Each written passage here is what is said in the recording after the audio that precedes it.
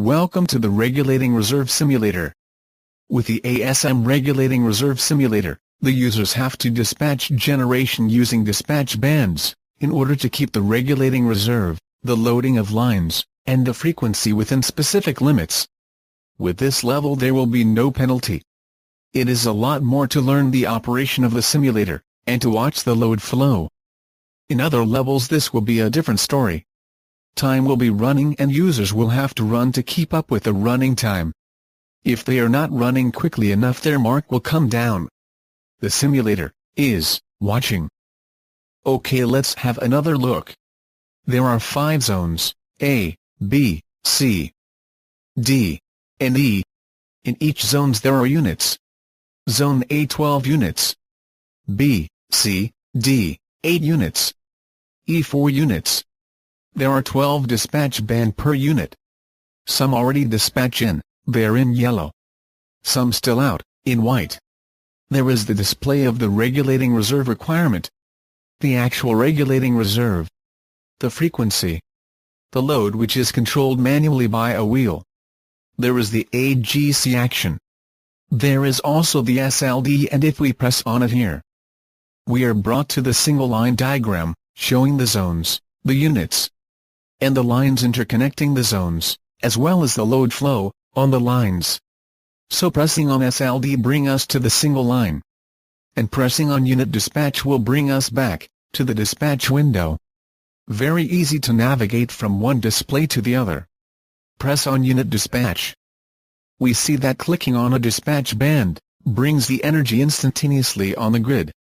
There is no ramp rate. So the frequency went up, since the load remained at the same level. Now let's increase the load. Doing so the frequency went down. Increasing more the load, and pressing on AGC, this is using all the regulating reserve available, and since there was not sufficient regulating reserve, the AGC used all what we had. And is telling us that there was still 17 more megawatts needed, to bring back the frequency to 60 Hz.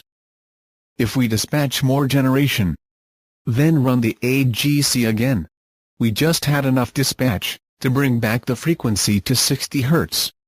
But not enough to create a margin. Let's move to another level to see the differences.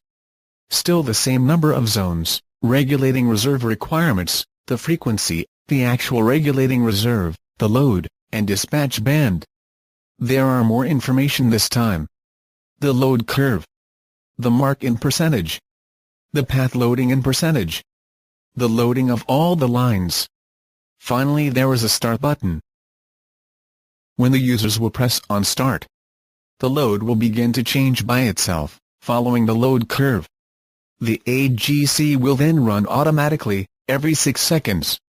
All the users will have to do will be dispatching generation, to keep up with the load. Ensure that there will be sufficient regulating reserve, for the AGC to run adequately. That the path loading will not exceed the maximum loading. The users will also have to check the loading of the lines to keep them with the proper loading. If this is not done, the simulator will bring the user's mark down. 1 mark will be lost if the regulating reserve is not in the good range.